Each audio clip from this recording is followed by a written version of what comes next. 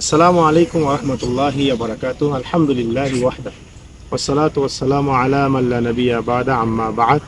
ফাআউযু বিল্লাহি মিনাশ শাইতানির রাজীম। বিসমিল্লাহির রহমানির রহিম। তাওয়ানু আলাল বিররি ওয়াত তাকওয়া ওয়া লা তাওয়ানু আলাল ইসমি ওয়াল উদওয়ান। সম্মানিত দর্শক ও শ্রোতা মণ্ডলী, আমি আপনাদের সামনে একটি গুরুত্বপূর্ণ বিষয়ে কথা বলবো। সেটা হচ্ছে, আমরা কয়েকদিন আগে বা পরশুদিন আমরা একটা ভিডিও দেখলাম। ঘটনাটা সম্ভবত নওগাঁতে ঘটেছে। ঘটনা হচ্ছে, একজন প্রধান শিক্ষক কিছু ছাত্রদেরকে তারা দুষ্টামির কারণে শাস্তি দিয়েছে। এই শাস্তি দেওয়ার কারণে তারা রাগান্বিত হয়ে বা তারা দলবদ্ধভাবে সেই প্রধান শিক্ষককে ঘরের ভিতরে আটকিয়ে রেখে তার মোটরসাইকেলটাকে বাড়িয়ে পুড়িয়ে মানে ভাঙার চেষ্টা করেছে এবং ভেঙেছে।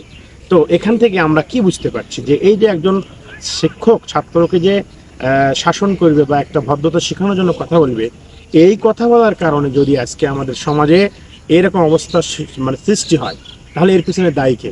এর পিছনে দায়ী আমরা প্রথমে বলবো পিতামাতা।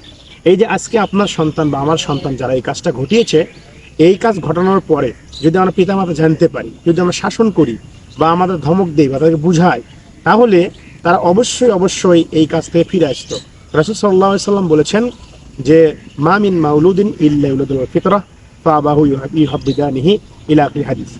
সম্মানিত দর্শক শ্রোতা মণ্ডলী, আমরা এই কথা বলি যে রাসূল সাল্লাল্লাহু আলাইহি সাল্লাম বলেছেন পিতামাতার কারণেই সন্তান ভালো হয়। অর্থাৎ পিতামাতা যদি আপনাকে বা আমাকে সুন্দর শিক্ষা দেয়, সুশিক্ষায় শিক্ষিত করে, তাহলে ভালো হব। আর যদি আমাদের পিতামাতা ছোট থেকে আমাদেরকে সুশিক্ষা শিক্ষিত না করে, তাহলে আমাদের পরবর্তী প্রজন্ম এই যে একজন শিক্ষককে ধরে মারা, শিক্ষকের গাড়ি নষ্ট করা, ভেঙে দেওয়া, এগুলো কাজ আরও বৃদ্ধি পাবে। বরং সে লেখাপড়া করে আমাদের ছাত্র ভাইয়েরা বা আমাদের ভবিষ্যৎ প্রজন্মরা তারা কি করবে? তারা লেখাপড়া করে তারা সন্ত্রাসী করবে, চাঁদাবাজি করবে, টেন্ডারবাজি করবে, এগুলো করবে।